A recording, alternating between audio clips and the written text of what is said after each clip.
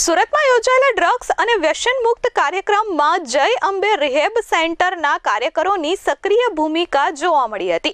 અત્યાર સુધીમાં 3000થી વધુ લોકોને નશાના ચુંગાલમાંથી જય અંબે રિહેબ સેન્ટર દ્વારા બહાર કાઢવામાં આવ્યા છે। 26મી જાન્યુઆરીના રોજ સુરતના ડુમ્મસ ખાતે યુથ નેશનના આયોજન હેઠળ એક મહત્વપૂર્ણ વ્યસન મુક્તિ કાર્યક્રમ યોજાયો હતો। આ કાર્યક્રમમાં આજની યુવા પેઢી વ્યસન અને ડ્રગ્સ જેવી ગંભીર સમસ્યાઓથી દૂર રાખવાના સંદેશ સાથે વિવિધ સંસ્થાઓમાં ભાગ લીધો હતો। ખાસ કરીને જય અંબે રિહેબ સેન્ટર દ્વારા યુવાનોને વ્યસન મુક્ત જીવન તરફ દોરી જવા અંગે મહત્વપૂર્ણ માર્ગદર્શન આપવામાં આવ્યું હતું। આ કાર્યક્રમમાં ગુજરાતના ઉપમુખ્યમંત્રી હર્ષભાઈ સંઘવી ઉપસ્થિત રહ્યા હતા, જ્યાં તેમણે જણાવ્યું હતું કે આજની જેનજી સામે ઊભી થતી વ્યસનની પડકારોની ગંભીરતા પર આપણે વિચાર કરવો જરૂરી છે। તેમણે જણાવ્યું કે દેખાદેખી અને ખોટી સંગતના કારણે યુવાનો ઝડપથી નશા અને ડ્રગ્સ જેવી આદતોમાં ફસાઈ રહ્યા છે, જે સમાજ માટે ચિંતાજનક બાબત છે। આ કાર્યક્રમમાં ભાગ લેનાર જય અંબે રિહેબ સેન્ટરના S.A. વિરાણીએ જણાવ્યું હતું કે જે કોઈ પણ વ્યક્તિ કોઈ પણ પ્રકારના વ્યસનનો શિકાર હોય તો તેમને યોગ્ય માર્ગદર્શન અને સારવાર મળવી જરૂરી છે। તેમણે વ્યસનગ્રસ્ત વ્યક્તિઓ તથા તેમના પરિવારજનોને જય અંબે રિહેબ સેન્ટરનો સંપર્ક કરવા અપીલ કરી હતી।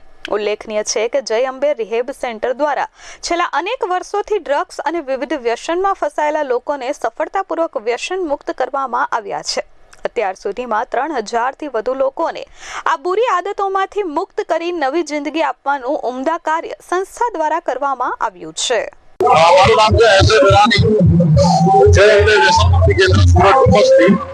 तो आज अहिया जे 5 जो कार्यक्रम કરવામાં આવેલું છે યુથ નેશન દ્વારા, એના અંદર જય અંબે રિહેબ સેન્ટર જે વ્યસન મુક્તિ કેન્દ્ર છે સુરતનું, અને એના અંદર પણ ભાગ લીધેલું છે, જેના કારણે આજે યુવા પેઢી જે છે વ્યસનના અંદર સંકળાયેલા છે, એ લોકો વ્યસનમાંથી બહાર નીકળે એના માટે છે।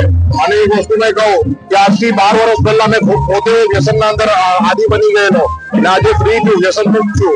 તો આજે મેં પણ ઈચ્છું છું કે બીજા લોકો સારી લાઈફ જીવે। તો આજે યુવા પેઢીને એક સંદેશો છે, અગર મેં કરી શકું છું તો તમે પણ કરી શકો છો। એ જ કે મેં કરી શકું છું તો તમે પણ કરી શકો છો। અને કોઈ પણ તમારા નજદીકના વ્યક્તિ જે કરતા હોય એ લોકોને અમારા સુધી પહોંચાડો। અમારું જે રિહેબ સેન્ટર છે એ સુરત ડુમ્મસમાં ઉપસ્થિત છે। Bureau report S24 news Surat.